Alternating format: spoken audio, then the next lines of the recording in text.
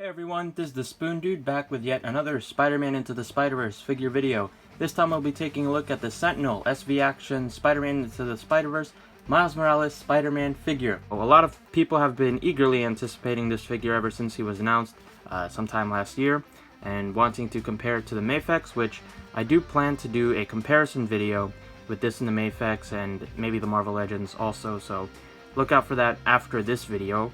But today I just want to focus on this figure. I really like how he looks. I think the sculpt is great, the paint is great, and the articulation is incredible, and he comes with a lot of accessories. So now that I'm finished reviewing, let's get to the comparison. No, I'm just kidding. Obviously I'll take a closer look at all that, but before I do, I did want to see how he compares to other figures. Here's the Miles Morales next to a few other figures. Most of them are Marvel Legends, but you can see he is very tiny, especially compared to Spider-Gwen, who is probably oversized for the scale. But I do like how he looks next to these other figures. I think proportionately he actually fits really well, and of course he's the correct height since he was a short kid in the movie. Alright, so taking a look at this figure's proportions, I do think for the most part he looks pretty good. My only problem here is probably in the hips. Well, I have two problems. One is the hips. They seem really wide, probably a bit wider than they did in the movie, and that's probably because of the articulation. But sometimes it does look kind of funky. And then my second problem is a little bit closer in the head, where it feels like it kind of sits a little bit too low. There's actually someone on Instagram, Figure Fix, I believe, who was offering, new neck pegs that he custom 3D printed that correct that issue. So that's definitely something I'll look more into for myself. But as is, just from the, straight out of the box, it is kind of low on there. But aside from those little issues, I do think he's built pretty well. It's a very dynamic looking action figure. Alright, now that we've taken sort of a larger look at the figure, let's look at the details. Starting with the head, I do really like the way it was sculpted. You see all the texture there that runs through the whole figure except the joints. You get the webs there, which actually are painted. It's kind of hard to tell, but they are painted with just a slightly lighter black, or as some people would call it, gray. And for the most part, it is pretty clean. I mean, there might be a little bit of sloppiness here and there, but it's really hard to tell, since, like I said, the gray is just slightly lighter than the black. And I'm having to really make the brightness high for you guys to see it. But yeah, you do get the webs there. And on the eyes, they're actually separate pieces that seem to be placed onto the head, like pegged in, glued in. And I do like that in the sense that they don't have to be, black plastic that has to be painted over. So the paint looks really vibrant and crisp, and there's no sort of slop of the red going onto the black or vice versa. But it does make the eyes stick out quite a lot. I mean, not a lot, but at this scale, even the slightest thickness is pretty noticeable. And I don't remember the eyes being like that in the movie. It's not the worst thing in the world, and you don't really notice it, from afar, I guess. The eyes still look really good, and I love that they got the vibrant blue line in the middle. That's just cool. And of course, the white is very pearly and looks very crisp. Since we're talking about heads, let's bring in his alternate one. You get pretty much the same style head, just with different eyes. So I don't know what scene this is from, or if any, but it still looks really good. We get the Miles Morales, which I think looks pretty good, especially in camera. You can see the skin tone, I think, is a really nice color. It's very natural looking, I guess, and they got all the details on the face, all the sort of line work that they did in the movie, to make it look more comic booky, and that's very nicely translated onto this figure. And the eyes are nicely painted. You got a nice sort of very innocent smile to him, so I like that. The hair is really well sculpted. Again though, the head does sit kind of low. As for the rest of the figure, you see all the texture that's going throughout. Pretty much the entire figure except where the joints are, but because it's all black, I guess it's not that noticeable. Then you get the painted red all throughout the figure, and as far as I can tell, all the red is painted. Which means it's also all consistent. It's all the same shade, it's all the same sort of vibrant color. You don't get that disparity between like a molded red versus a painted red. You can see they painted the logo very crisp, very clean, except for the parts that aren't supposed to be clean. So that's good. And same on the back here. And you can see, you know, some of the muscle definition on there. He's not insanely shredded though. That's accurate. Obviously I've had my issues with it, but for the most part it does look really good. Just want to correct that neck and try to ignore his hips. Since we are talking about his aesthetics though, I do want to transform him into his alternate look, because of course if you have seen the promo pics for this guy, you know he can be put into the clothes from the movie, which I will do right now. So here's the figure in the clothes, mostly. There's one thing I do want to talk about, but it is fairly simple to do. It does come with instructions if you really need them, but I feel like it's fairly intuitive what you have to do to interchange them. All the parts pop on and off really easily. I never had to use any heat. I never worried about breaking the figure, so that's all good. And something that I really appreciate, it's a small thing, but something I really appreciate, you'll see here, I left this on. All the interchangeable parts have these sort of placeholder pieces that plug into wherever there's like a peg hole or something.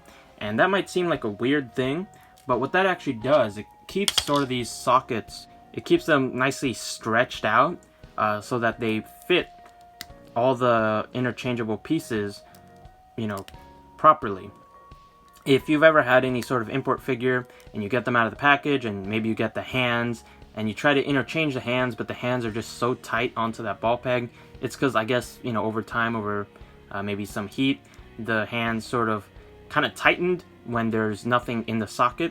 But by keeping, say, the shoulders on this sort of placeholder piece, it keeps the socket the right sort of shape, so that once you snap it onto the figure, it actually fits and it's not too tight. So I really appreciate that. Again, it's a small thing, but it really makes the process of interchanging everything so much smoother. Now let's talk about the aesthetics of the figure when he's in this mode. I think he looks pretty good. Everything is technically well sculpted, but my problem with it is that it's sculpted in a really specific pose. You know, it's made to look very dynamic. So when you're posing him sort of up in the air, you know, faithfully taking leaps, it's all well and good, right? You can see it's like blowing in the wind. That's great. But if you want him just sort of standing there, or maybe sitting on top of buildings, or just crawling a wall, it's gonna kind of be awkward that it's just constantly blown back. You also run into this problem where you try to put his arms straight down and it just won't allow it. This hoodie piece is also sort of a stiffer plastic. It's not that pliable. Again though, it is technically very well sculpted. You get all the wrinkles there and you get a nice matte finish on the paint. So it's not bad, it's just not my preference. But let's keep it positive, because there's a lot of nice details here. You get all the crisp black sort of, you know, bits of the jacket. You get the, you know, the zipper. You get that patch, which is actually nicely painted. So I like that. The red piece is a separate piece from this. I do think it is glued on though, but it does mean the red is, you know, nice and crisp, and so is the green, and there's no sort of bleed between pieces. And I also really like these hoodie strings, which are actually articulated. You can see they're just pegged in, so that's a nice touch. One thing I don't really like though, or another thing I don't really like though, is the hoodie. You can see here, that's a separate piece that pegs in, and that's because there's actually two hoodies. You get this one, which is supposed to be the hoodie down, but I guess maybe because the pose is him sort of jumping, it kind of rides up and hugs his neck, and it kind of makes posing the head a little bit trickier, especially because it will just pop the hoodie off. I don't know if I'm maybe just not plugging it in properly, I guess, but yeah, I don't love that. And then I feel like it wasn't even worth it making it an interchangeable piece. Once you get the hood up version, you'll notice it's not really on his head. You got this, you know, big gap that you can stick your finger in. But that's again because it's a very specific pose. I'm imagining they were trying to recreate when he was sort of actually falling down. So that's coming off his head because he's upside down. So it works in that context, but if you want to recreate, other moments of, that whole swinging sequence in the movie, you really can't with this. So yeah, even though you get 2 hoods, you are kind of limited on what you can do with them. The shorts, though, on the other hand, I do quite like. You do get a lot of wrinkles, which I feel like are sculpted for when, he's jumping as, the cloth is all wiggling, I guess, from the wind. But it does look really good. And you get the belt, very crisply painted, no issues there. And then the shoes are really nice. Once again, they don't have the logo, but they do have a lot of the details there. The stitching, the white is very crisp. There's literally no errors in paint that I've found. I mean, I guess there's, well, there it is. There's some red at the top there, so I take it all back. The quality control of the paint is horrible. That's a joke. That's like the one blemish I could find. Otherwise, it all looks really clean. So there's that. And what's interesting here, these hoodie strings, these shoelaces are actually separate pieces that can be interchanged with some that are untied. So you can see here, you can actually interchange the shoelaces so that you get the untied ones. I think by this point in the movie, Miles tied up his shoes because he learned his lesson, but it's still really cool that they included the choice of untied shoelaces, since that was sort of a running gag in the movie. So here's both untied shoelaces. So before going into articulation, I did want to mention sort of the quality of the figure, the durability, the quality control, and just how well it's made. The figure really feels solid, especially for being, about 5 inches of plastic, a very thin plastic, I might add. I really don't feel like this is going to break on me. All the joints feel nice and tight, but still very smooth. It doesn't really use any sort of ratchets or anything, so it's tight but smooth. I really want to emphasize that I feel like I'm not gonna break this. It's not necessarily like, a cheap Hasbro toy that you can give to a kid, but it is definitely something that a collector can really pose a lot without being worried it would break. Oh, with that being said, let's go into the articulation. The head is on a double ball peg, and then you get a single ball peg at the bottom of the neck. I feel like I've went through that setup several times on my channel already, but you do get pretty decent up movement. I guess it could be more. Then down, of course, ball joints, so it just moves all the way around. Then the shoulders are really unique, at least for the figures I collect. I'm used to just a ball hinge on the shoulder and maybe some sort of butterfly joint, but what they've done here is a little bit simpler and yet somehow just as effective. The shoulders are just on big ball joints, like just a ball, and that rotates, that goes out, and the way it's sculpted and set up, you can swing that forward to get sort of that butterfly joint action, and you will see if you move it beyond its capabilities, it will pop out, but that's better than it breaking. And of course it needs to pop out since you can interchange the arms. You do get some unsightly gaps sometimes, and you can always just articulate it a certain way to hide gaps or those flat spots. You get a bicep swivel, you get the double hinges at the elbow, bends all the way, you get his wrist touching his shoulder. And then here comes probably one of the more common complaints of the figure besides maybe the short neck. The wrist only swivels. That's all the articulation you're gonna get, which is definitely a bummer. I'm used to a hinge or a ball hinge.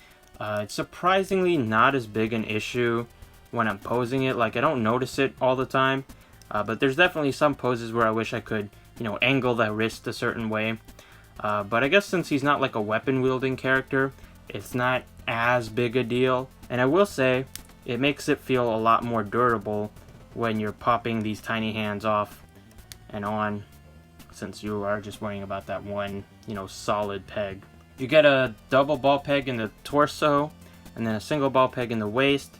Very effective. You get pretty good back movement and you get a lot of forward movement, so I like that. And of course, again, ball joints goes all the way around. The hips, they're on ball joints. You can do the full splits and they can go up really high. The whole crotch piece and butt is sort of a floating piece, so I guess that helps. And that's around sort of the the ball joints that connect to the waist. But yeah, it's really effective. I feel like I keep saying that. There's a thigh swivel built in around the joint of the hip. Then there's a double jointed knee that works really well and looks pretty good. Same as the elbows. They are designed very well that it keeps a sort of fairly natural curve to the bend. I mean, you can see a little bit of the kneecap flaring out a little bit, but it's not that bad. The ankles are on ball hinges, rotates, hinge down, up, and of course has that tilt side to side. Works very well. And again, all the joints are very tight but very smooth, and I never feel like I'm gonna break any of them. And then you get the toe hinge. The articulation will be a little bit more hindered with the clothes, at least with the jacket. It does kind of hit the head when you're trying to articulate that, of course. And then the shoulders, since they can't even go down straight, that's already pretty limited. And they can't really do the whole butterfly joint movement as much, since, you know, you have all this in the way. He also doesn't have a bicep swivel. However, that's not really as big an issue, since you get the swivel in the elbow. Because of the way the jacket is sculpted, it doesn't get too much in the way of him going back, so there's a positive there. Now for the shorts though, rather than being more limiting, I think you actually get more range of motion. All the shorts are soft plastic compared to the, you know, stiffer jacket, and it all flexes out of the way really nicely. You get a really nice up, get a lot back, you get the full splits, and they've done it in a way where you have these sort of cover piece which hides a lot of the gap. In most poses especially, even going forward, you can see that fills what otherwise would have been just a gaping hole there. And then additionally, the way they've set it up, the legs actually plug in somewhere in the middle here via a ball joint, so you get even more range of motion down there, so that wherever you move the leg, you can always have the shorts where they should be. And you know, it'll depend on where your pose is, you can move the leg even more a certain direction and have it look natural. I really like that. Again, it's sort of a small, you know, bit of, I guess, engineering or design, but it works really nicely. And it also doesn't get in the way of the double jointed knees too much. For the shoes, you can see it has its own ball hinge there. You get the full hinge that works just as nicely as on the other feet. The ankle rocker and even the toe hinge all work really nicely. You will notice though, the shoelaces did pop off, which was something I forgot to mention earlier. That is kind of annoying. The figure comes with a lot of accessories. These are all the ones we already went through. But aside from that, he comes with a buttload of hands. You get some open hands, sort of just wide open. You get kind of similar open hands, but these ones have a more even sort of spread to the fingers, and I think these are more meant for wall crawling. Again, there's no wrist hinge, no ball hinge, no nothing, just a simple peg.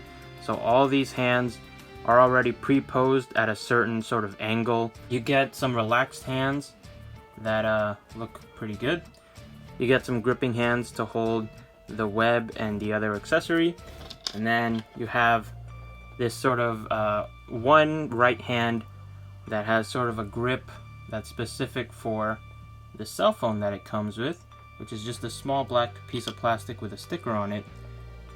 But it looks pretty good, and you can see that screen right there, which has his dad's voicemail, I believe, over his wallpaper of his graffiti art, and on the back it's just flat. You get another right hand that's holding his spray can of paint, nondescript paint, no branding or anything, but I can't remember if there was in the movie.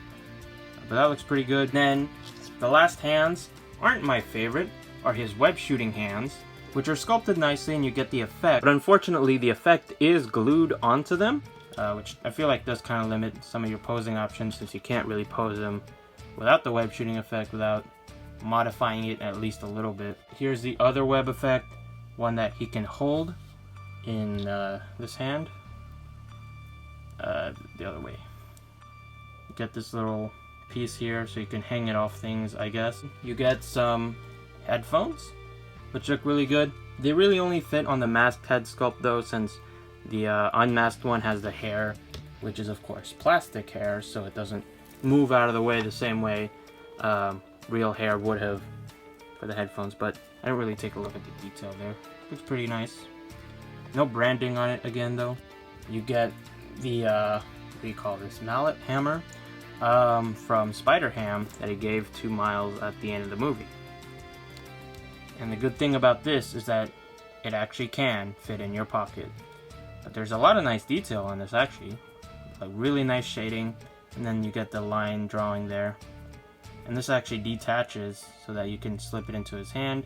And the final accessory is his display stand, which I feel looks kind of weird for a Miles Morales figure. Maybe it's supposed to be the floor of the, Spider-Man cave, but I'm kind of betting that they use this for some other figures, maybe some of their Iron Man figures. Actually pretty durable, and I think it holds the weight of the figure fairly nicely. But I guess I'm just used to the display stands being clear, and I feel like that draws less attention than this big black thing. It works for what it is, and you get these clear pieces which come out, and you can insert the the stand piece, and you get these clips, and they hold the figure, they hold the weight. So it does its job, but I feel like it draws a lot of attention. So you definitely get your money's worth, I think, and you'll definitely have a fun time messing with all of these things.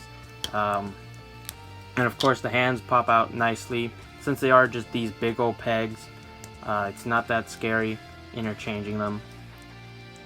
Just like it is, just like with the rest of the figure, everything pops off nicely, everything fits nicely. The quality is just really good. Alright, so here's a figure in a fairly dynamic pose, I'd say. And yeah, I just really like this figure. Love the accessories, love the articulation. The sculpt is, for the most part, really good. And the quality is very good. It feels so sturdy. The joints move so nicely. Everything is a joy to interchange. So I'm really liking this figure. Like I said, I'll do a comparison with this figure and some of the other Miles Morales figures that are available. So look out for that video next.